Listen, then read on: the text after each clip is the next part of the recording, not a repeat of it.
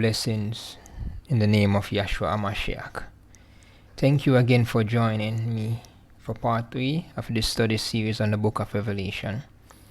If you're watching this video without watching part 1 and part 2 about the rapture and what is worship, I highly recommend that you do so. From the first video about the rapture, we can clearly see that the rapture is not the correct term. It is the mystery of Yah, and we clearly saw that the scripture stated that the mystery of Yah will take place at the second coming of our Adonai Yahshua HaMashiach. So there is no pre-rapture, family. In part 2, we broke down the scriptures to show that everything that we do is worship, and that right now as we live, we are either worshiping the Most High or we're worshiping the devil. Now part 3, we will be looking at what or who is the beast according to scriptures. Is the beast the Antichrist, as some say he is? Join me, Yahshar'el, as we will ask the Ruach Hakodesh to lead us into all truth according to what the scripture says. Let scripture interpret scriptures and not our emotions. Let's begin, Yahshar'el.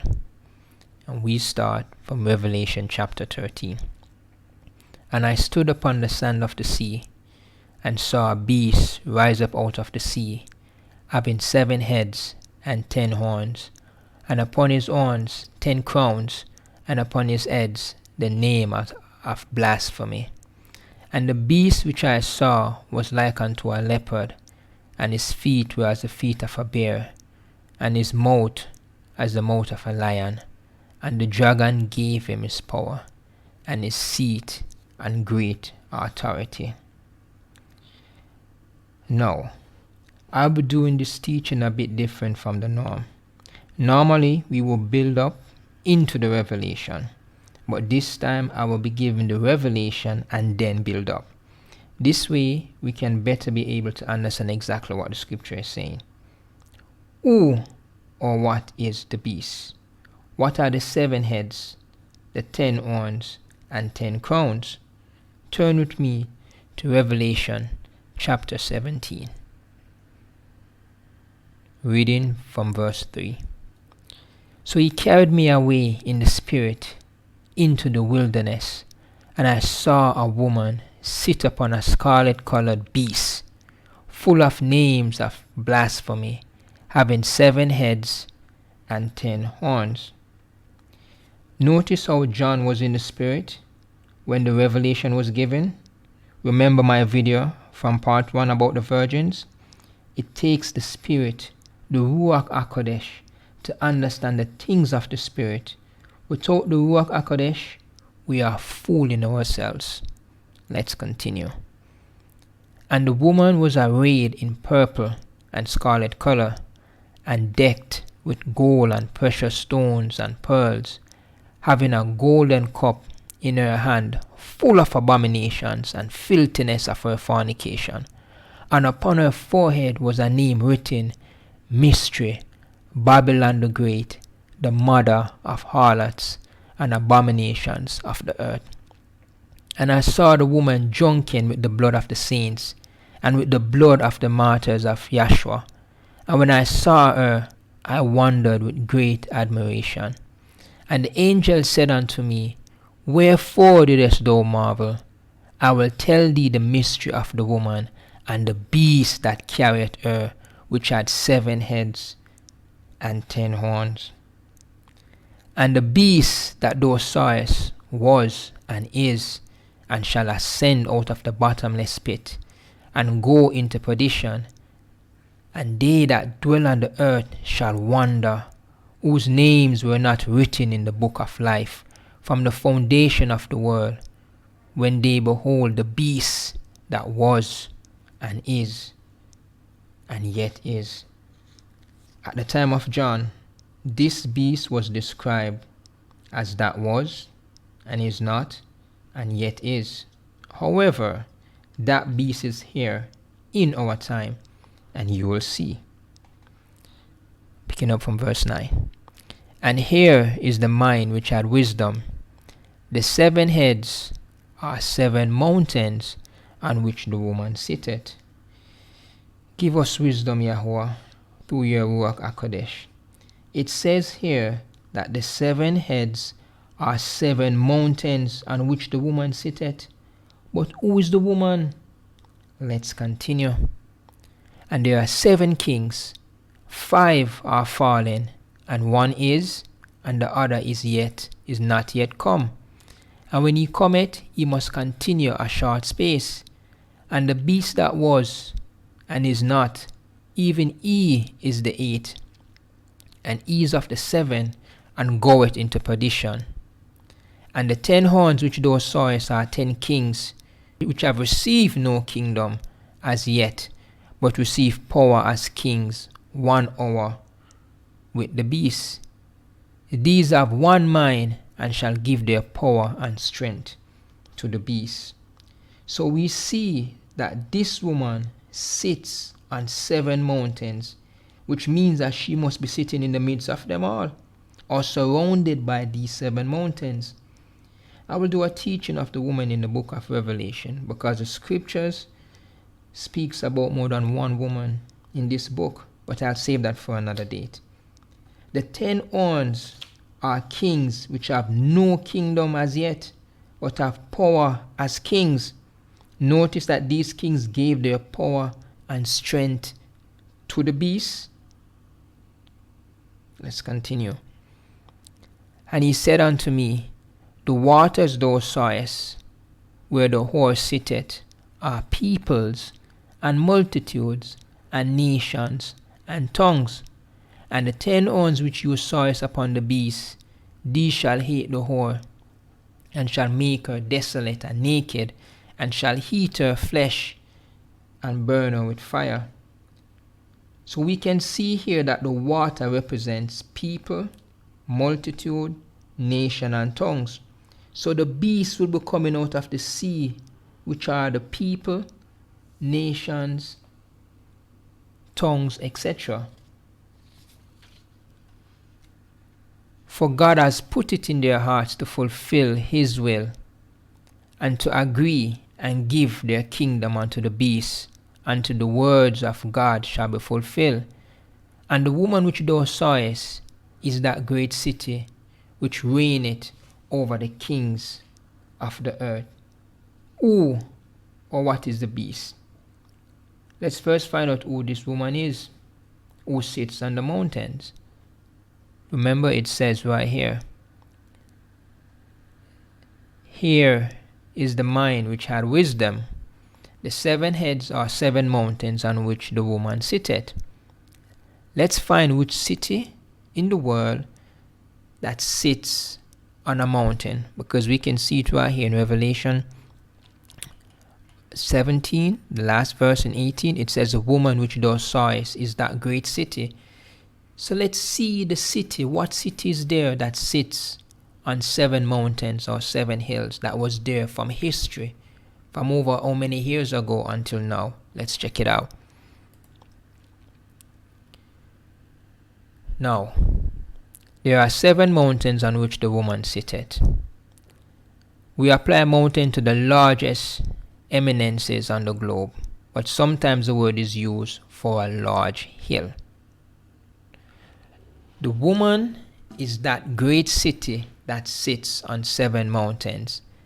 That great city is Rome, located in Italy, has been known, long known as the city of the 7 hills, or the city of 7 hills. An excerpt from A Woman Rides the Beast by Davon, page 67. It emphasizes and it says, only one city has far more than 2,000 years been known as the city on 7 hills. That city is Rome.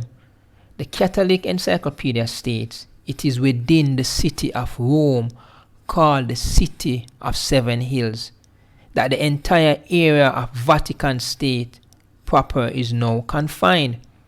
The following list includes the names of the 7 mountains known as the 7 Hills of Rome: Palatine, Capitoline, Aventine, Kalios, Esquilin, Viminal, and Querinal.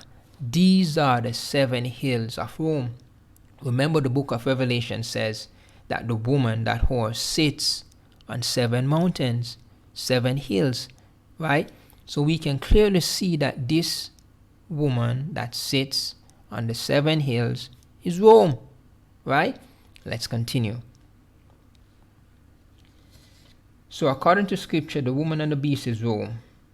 The 10 horns are the 10 kings with no kingdom, but as power as kings. Now let's go back to Revelation 13 and other scriptures with the understanding of what has just been explained. Revelation 13, and we read again. And I stood upon the sand of the sea and saw a beast rise up out of the sea. Remember, we just read that the sea represents people, nation, and tongues. So out of the people, a beast will rise. So it's not a sea, it's out of the people. All right? Having 7 heads and 10 horns, and upon his horns 10 crowns, and upon his heads the name of blasphemy. And the beast which I saw was like unto a leopard, and his feet were as the feet of a bear, and his mouth as the mouth of a lion. And the dragon gave him his power. Notice right here, the dragon gave this beast his power, and his seat, and great authority. We see here that the beast is mixed with a leopard, a bear, and a lion. Notice here it says that the dragon gave his power, and we all know who that dragon is. We don't have to search the scriptures for that. It's a given. It's the devil, that old serpent. Now let's see what the scripture says about this mixture. To understand the mixture of the beast, we will have to go to Daniel chapter 3, beginning from verse 3. And 4 great beasts came up from the sea, diverse one from another. And the first beast was like a lion, and had eagle's wings.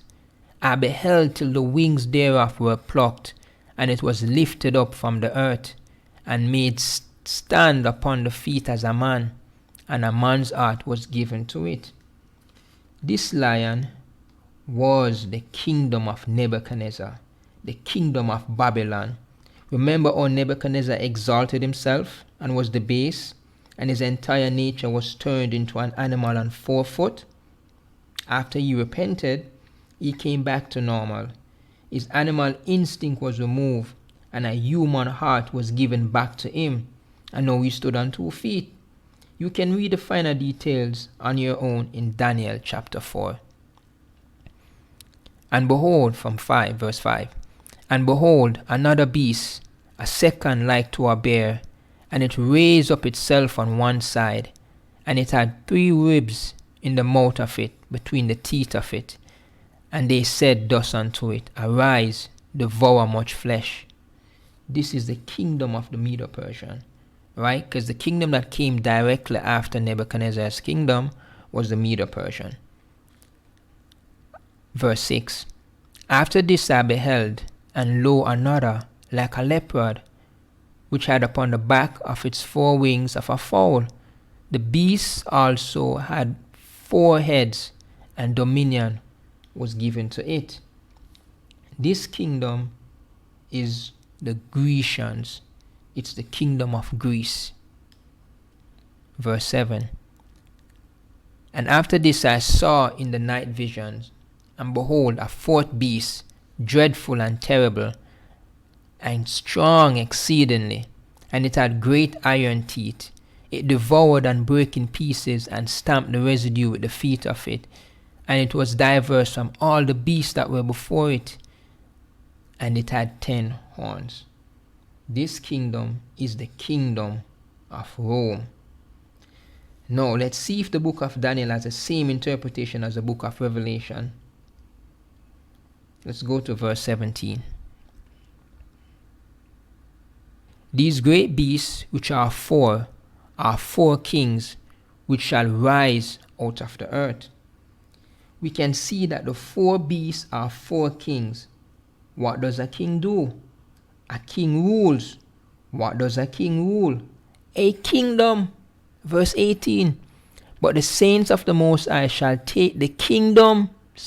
Are you seeing it right here? The saints of the Most High shall take the kingdom. So these beasts, right? These 4 beasts, which are kings, they have a kingdom. So the beast is a kingdom, because it says right here, the saints of the Most High shall take the kingdom and possess the kingdom forever and ever. Right? So notice how it says that the saints of the Most High will take the kingdom and possess the kingdom forever. So the beast is a kingdom. Let's continue. Then I would know the truth of the 4th beast, which was diverse from all the others, exceeding dreadful, whose teeth were of iron, and his nails of brass, which devoured, brake in pieces, and stamped the residue with his feet. Until the Ancient of Days came, and judgment was given to the saints of the Most High, the time came that the saints possess the kingdom. Again, we see here that the saints of the Most High will take the kingdom. Taking the kingdom that will last forever will happen when Yahshua comes.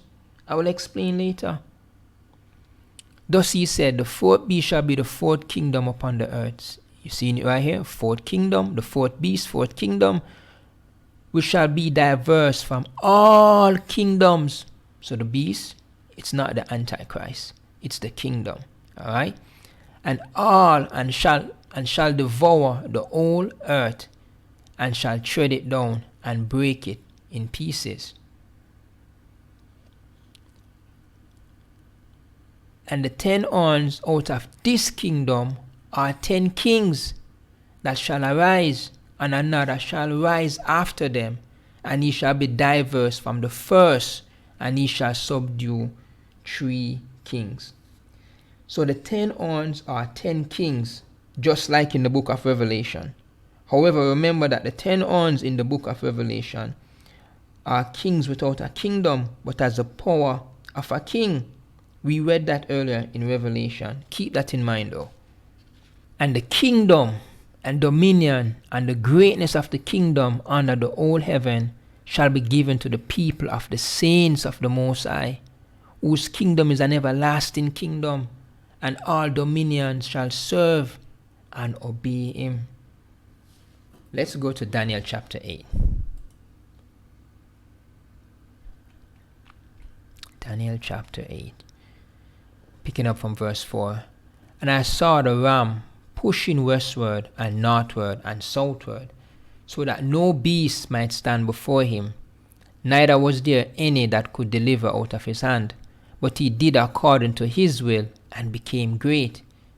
And as I was considering, behold, an he-goat came from the west on the face of the whole earth, and touched not the ground, and the goat had a notable horn between his eyes. Verse 8.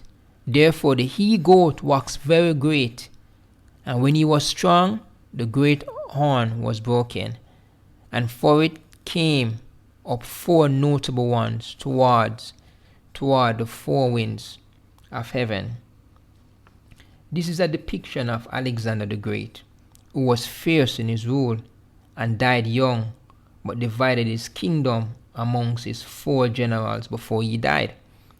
You can find more details of this in the books of the Maccabees. I just wanted to highlight how the scripture told of Alexander the Great way before it became history. So how is it then we can say we don't believe the scriptures, when the scripture tells of all the history that there is? It's amazing, saints. Yahshar'el, it's amazing. Let's continue. Daniel chapter 2, picking up from verse 32.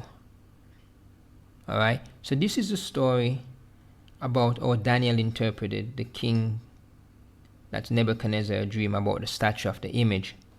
You can do further readings, but we'll pick up from 32 right here. This image's head was of fine gold, his breast and his arms of silver, his belly and his thigh of brass, his legs of iron, his feet part of iron and part of clay. Thou sawest till a stone was cut out without hands, which smote the image upon his feet, that were of iron and clay, and brake them to pieces.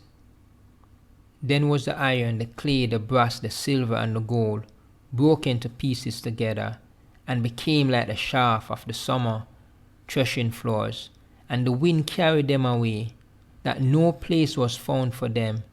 And the stone that smote the image became a great mountain, and filled the whole earth. This is a dream, and we will tell the interpretation thereof before the king. Thou, O king, art a king of kings, for the God of heaven hath given thee a kingdom, power, and strength, and glory.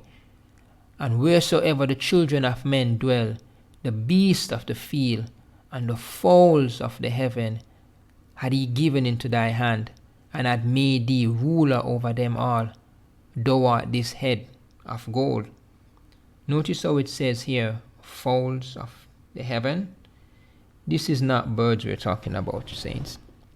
These are foul spirit, which I'll probably explain in another video because of time.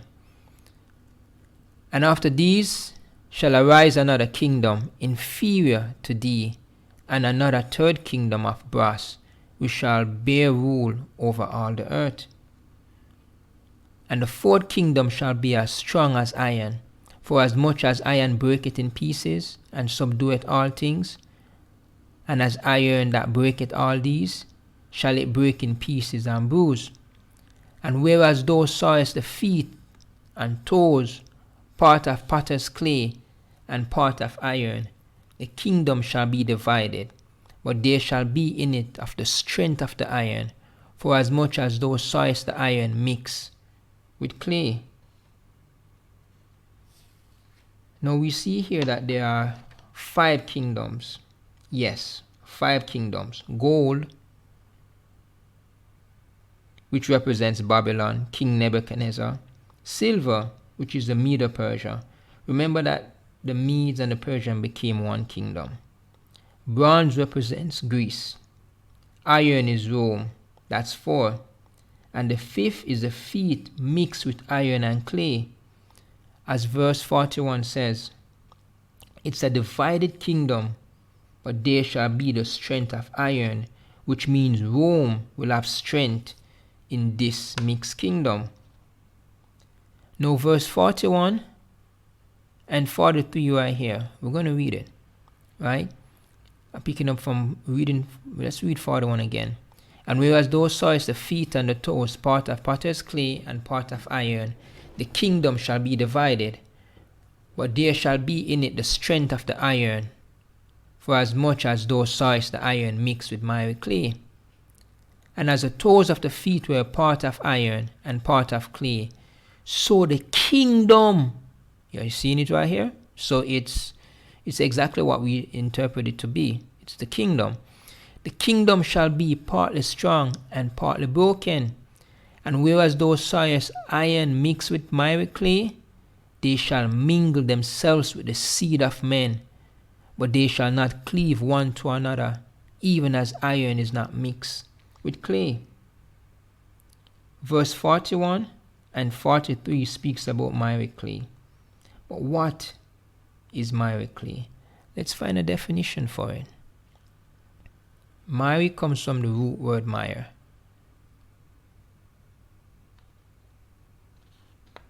which means thick, mud, or troublesome situation.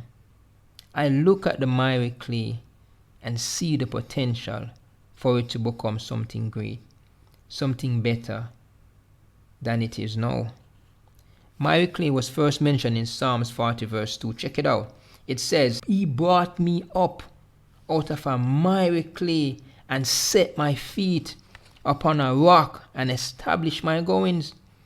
This means that this mixed kingdom will acquire knowledge to alter the clay for it to become miry clay. What does clay represent? Clay represents our bodies. And this kingdom will try to mix iron with clay. Remember, it was the fallen angels that taught man how to use iron. You don't believe me? Read the book of Enoch. Have you ever heard of the term transhumanism? Let's continue. Let's go back and look at verse 43, and I'll prove it. And whereas thou sawest iron mixed with miry clay, they shall mingle themselves with the seed of men. They shall mingle themselves with the seed of man. Who are they? This can't be man, because it said the seed of man. Right here, the seed of men. There will be some mixing going on between themselves and the seed of men. Who are they? This is so deep, Yahshar'el. I don't want to go off, so I'll stick to the topic of today, right? I'll elaborate more about it when I'm doing the mark of the beast. But just to ask, who mingled with the seed of men before? Who mingled with the seed of men before? It's in Genesis. When the sons of God saw that the daughters of men were fair, they came unto them and they bore them Nephilims. It's coming back, Yahshar'el.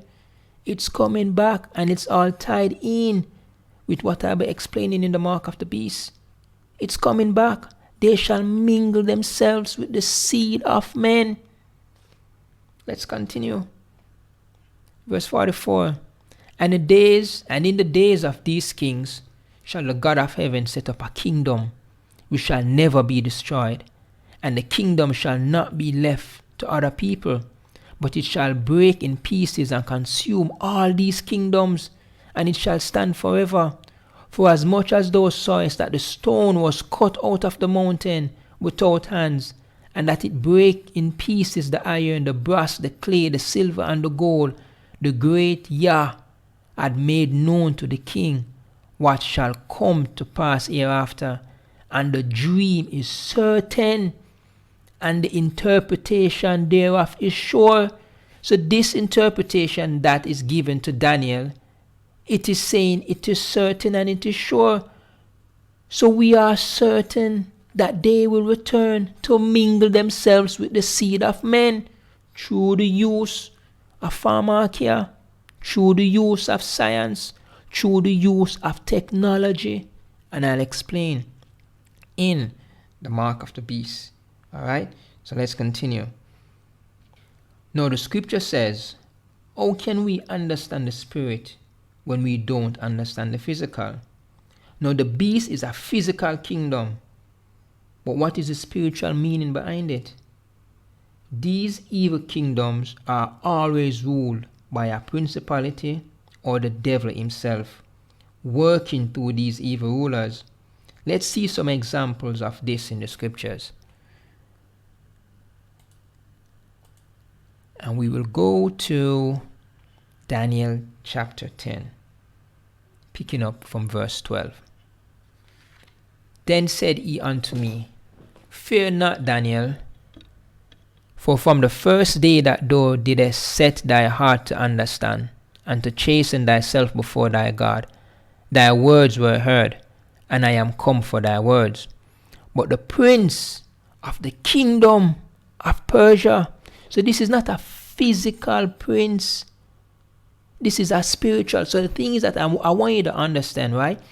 Long before it is manifested in the physical, it was in the spirit. The spirit was made before the physical. The spirit drives the physical. That's a revelation for another day. The prince of the kingdom of Persia, do you know who this is? This is not the king of Persia. It is the devil, right? So I'm showing you that the beast, which represents a kingdom, a physical kingdom, that's why we read that the kings will give their power to the beast, and the dragon will give his power to the beast, right? So I'm trying to show you that the kingdom is a physical kingdom, but it is the devil that will be behind that kingdom, ruling like what he did in the kingdom of Persia. Let's continue. But the prince of the kingdom of Persia withstood me 21 days. But lo, this is the angel speaking to Daniel. But lo, Michael, one of the chief princes, came to help me, and I remained there with the kings of Persia. Then said he, knowest thou before I come unto thee, and now will I return to fight with the prince of Persia? This is the angel speaking. He's saying that when he's returning, right, he will have to fight with the prince of Persia. Saints, Yahshar'el, this is the revelation I'm telling you about. The beast is the kingdom, right? And it is being ruled by that devil, that principality, alright? And when I am gone forth, lo, the prince of Grecia, which is Greece, shall come. So we can see that all these kingdoms that came into ruling, there was a principality behind them. There was a principality behind the prince, the kingdom of Greece, the kingdom of Rome, the kingdom of Persia. There were principalities. Saints, this world is a wicked, wicked world. Let's continue. Let's go to Ezekiel 28 for another example. Alright? So we're picking up from verse 1. The word of the Lord came again unto me, saying, Son of man, say unto the prince of Tyrus, Thus saith the Lord Yahuwah, because thy heart is lifted up, and thou hast said, I am a God, I sit in the seat of God in the midst of the seas, yet thou art a man. So this is now, because I want you got to pay attention when you're reading the scriptures, right? Now it is, this word is being given to the prince of Tyrus himself, not the spirit that is behind him. We're going to read that further down. I'm going to show you. So this is the prince of Tyrus, the physical man at the time, all right? Behold, thou art wiser than Daniel. There is no secret that they can hide from thee. With thy wisdom and with thy understanding, thou hast gotten thee riches, and hast gotten gold and silver into thy treasures. By thy great wisdom and by thy traffic hast thou increased thy riches, and thy heart is lifted up because of thy riches. Therefore thus saith the Lord Yahuwah, because thou hast set thy heart as the heart of Yah, behold, therefore I will bring strangers upon thee, the terrible of the nations, and they shall draw their swords against the beauty of thy wisdom, and they shall defile thy brightness. They shall bring thee down to the pit, and thou shalt die the deaths of them that are slain in the midst of the seas. So this is the word that was given to the prince of Tyrus. Now we're going to look at the principality that was behind this kingdom. Right? We're going to see the principality behind this kingdom right now. And this was the devil. Verse 12 reads, Son of man, take up lamentation upon the king of Tyrus, and say unto him, Thus saith the Lord Yahuwah, Thou sealest up the sum, full of wisdom and perfect in beauty. Thou hast been in Eden, the garden of God. What? This is the principle. This is the devil who was in the Eden, who was in Eden, the garden of Yah. Who was in Eden? This is not the physical prince of Tyrus now, right? So the first, when we read up top, right, it was in regards to the prince of Tyrus. Now we're looking at the principality that is ruling over this prince, all right? Thou hast been in Eden, the garden of Yah. Every precious stone was thy covering, the sardius, topaz, and the diamond, and beryl, the onyx and the jasper, the sapphire, the emerald, the carbuncle, and gold, the workmanship of their tabrets, and of thy pipes was prepared in thee in the day that thou was created. Thou art the anointed cherub. So it's clear right here that it's not the physical prince. It is the principality. Alright? Thou art the anointed cherub that covereth, and I have set thee so. Thou was upon the holy mountain of Yah. Thou hast walked up and down in the midst of the stones of fire.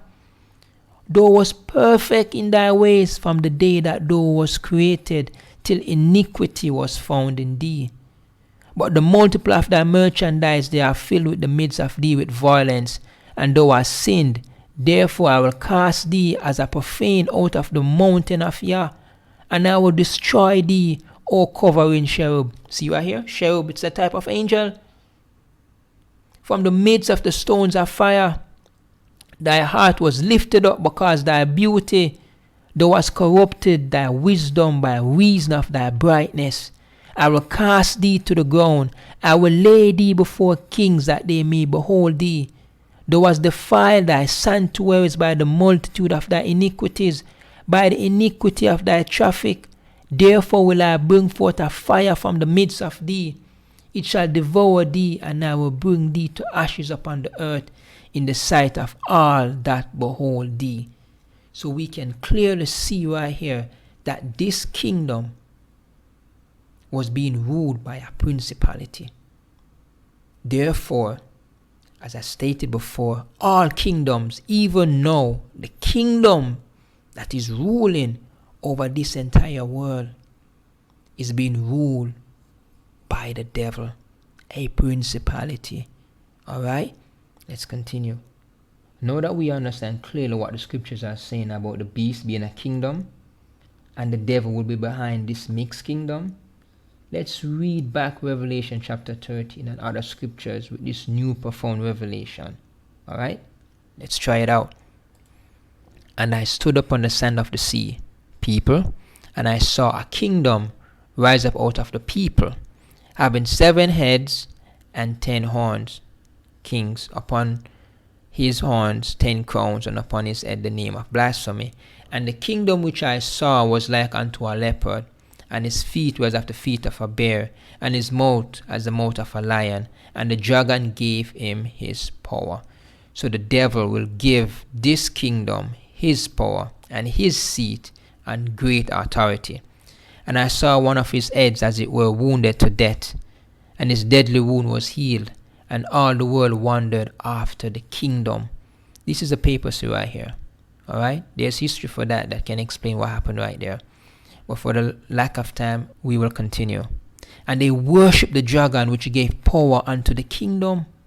And they worshiped the kingdom, saying, Who is like unto the kingdom? Who is able to make war with him? And there was given unto him a mouth speaking great things and blasphemies, and power was given unto him to continue 40 days and 2 months. I'll give you an example right here. The kingdom speaking great blasphemies,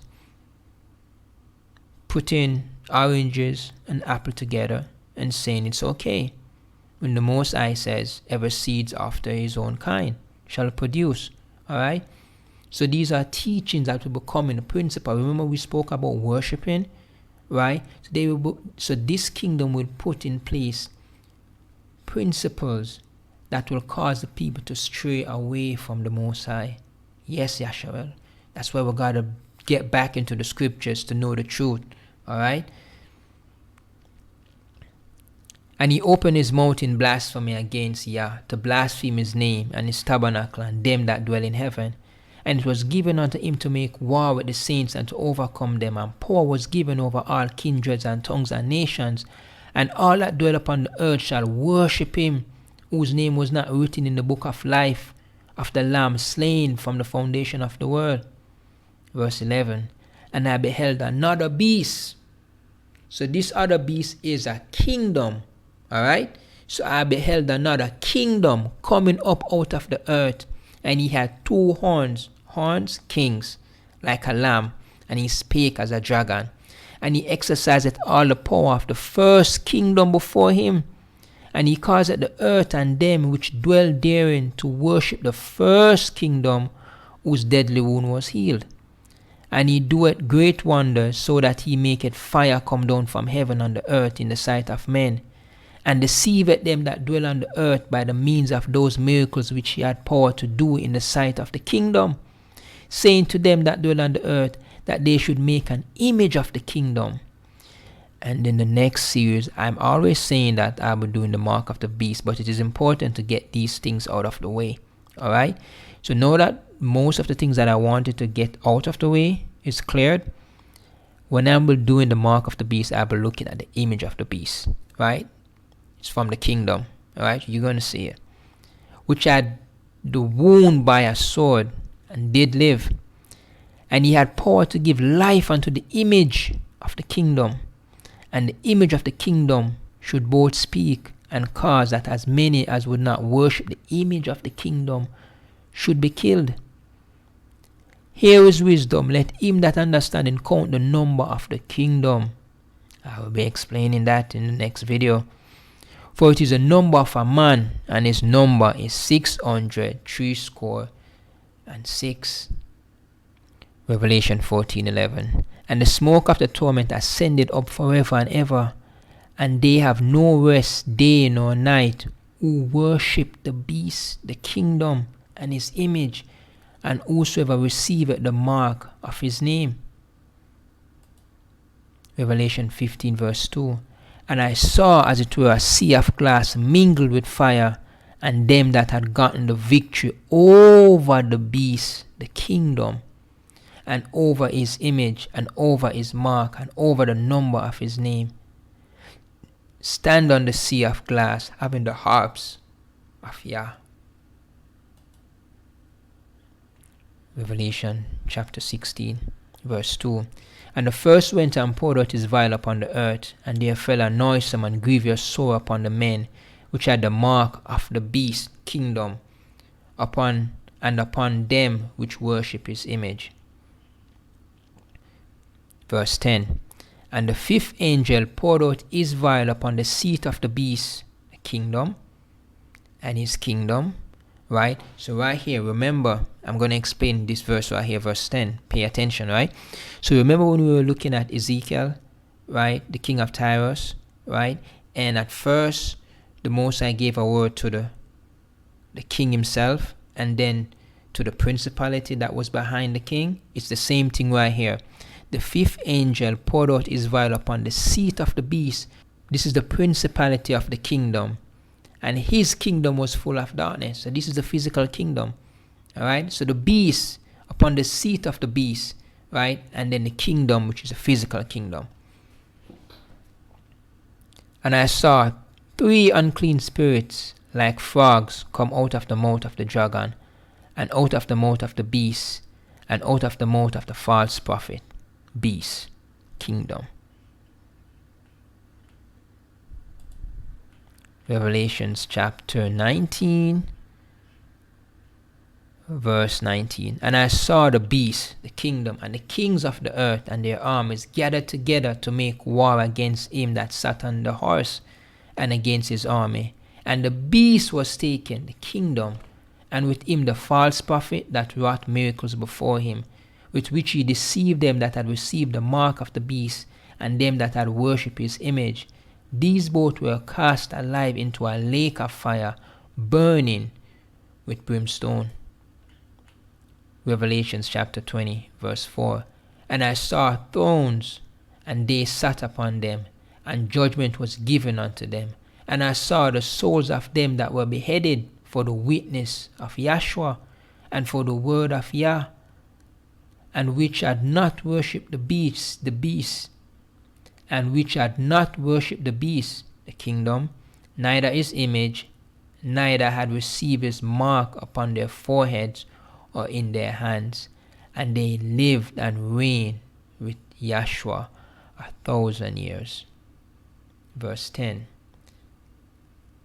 And the devil that deceived them was cast into the lake of fire and brimstone, where the beast, where the kingdom and the false prophet are, and shall be tormented day and night. Yahshar'el. Who is the beast? Or what is the beast? The beast is a kingdom, and you have the physical aspect of it, right? And you have the spiritual aspect of it. The spiritual aspect of it is where the dragon gives his power and his seat to this kingdom, working through these elites who are in the shadows, right? These are the persons that are putting in policies in place and are tormenting the children of Yah. These are the people that are behind the curtains, in the shadows, ruling and carrying out the devil's plan, especially to destroy Yahshar'el. This kingdom is evil. Yahshar'el. For us to get it right, we have to piece it right to get it right. Yahshar'el. The beast is a kingdom being ruled by a principality, the devil himself. These are the persons that are in high positions, the elites, working in the shadows. You don't know them, but they're there. Remember, the God of this world is the devil, and he's using his agents to carry out his plan. Remember what we read in Daniel? The iron mixing with clay, it's coming by Yahshar'el, and it's tied to the mark of the beast. And I'll explain it further. Just want to say, as usual, it's a pleasure to bring the truth to you. Because of the truth, it shall make us free. Alright? There's so many deceptions, so many deceptive people that are in this world, knowing the truth, but yet still they're deceiving us because there's no light in them. We have to ensure that in order for us to know the truth, we have to know the word, for the word is truth. Right? So Yahshar'el, until next time, may the Lord continue to be with you. May He protect you and your family. Right? May He give coverage and His angels charge over you to keep you in all your ways. 1,000 shall fall at thy side, and 10,000 at thy right hand, but it shall not come nigh you. Blessings. Be strong, stay strong. Know that you are His beloved. You are the righteousness of Yah in Yahshua HaMashiach. So is HaMashiach, so are you in this world. Take care. Much love. Until next time. Bye.